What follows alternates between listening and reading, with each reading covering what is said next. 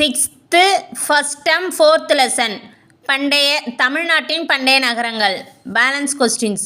இரவங்காடியில் பெண்கள் அல்லங்காடியில் பொருட்கள் வாங்கி செல்லும் அளவுக்கு பாதுகாப்பாக இருந்த நகரம் மதுரை. எந்த நகரை சுற்றி அகழியில் யானைகள் செல்லும் அளவுக்கு அகலமான சுருக்குப்பாதை இருந்தது? மதுரை.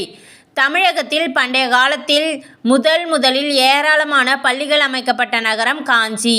காஞ்சிக்கு கூடுதல் படிப்பு படிக்க வந்த சீன பயணி யுவாங்சுவாங்.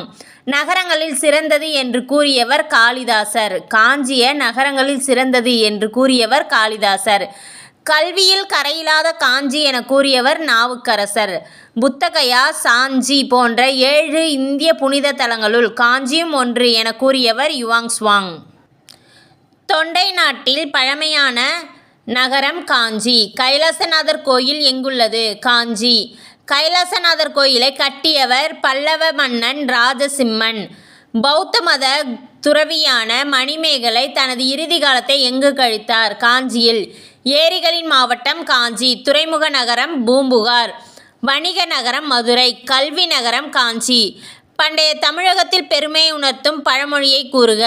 சேர நாடு வேழமுடைத்து, சோழ நாடு சோறுடைத்து, பாண்டிய நாடு முத்துடைத்து, தொண்டை நாடு சான்றோர் உடைத்து.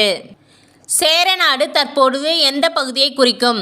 கோவை, நீலகிரி, கரூர், கன்னியாகுமரி, கேரளா பகுதிகள். சோழ நாடு தற்போது எந்த பகுதியை குறிக்கும்? தஞ்சை, திருவாரூர், நாகை, திருச்சி, புதுக்கோட்டை.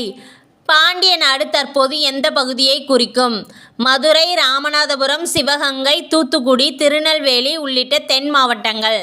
தொண்டை நாடு தற்போது எந்த பகுதிகளை குறிக்கும்?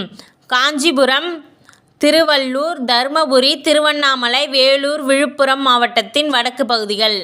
நீர் மேலாண்மைக்கு சிறந்த எடுத்துக்காட்டு காஞ்சி. கோயில்களின் நகரம் காஞ்சி. காஞ்சியில் பிறந்த சான்றோர்கள் சிலர். தர்மபாலர், ஜோதிபாலர், சுமதி, போதிதர்மர் போன்றோர். 4th லெசன் ஃபுல்லாக முடிஞ்சிருச்சு. 6th ஃபஸ்ட் டேர்மில் வரலாறு 4 லெசனும் முடிஞ்சிருச்சு. தேங்க்யூ.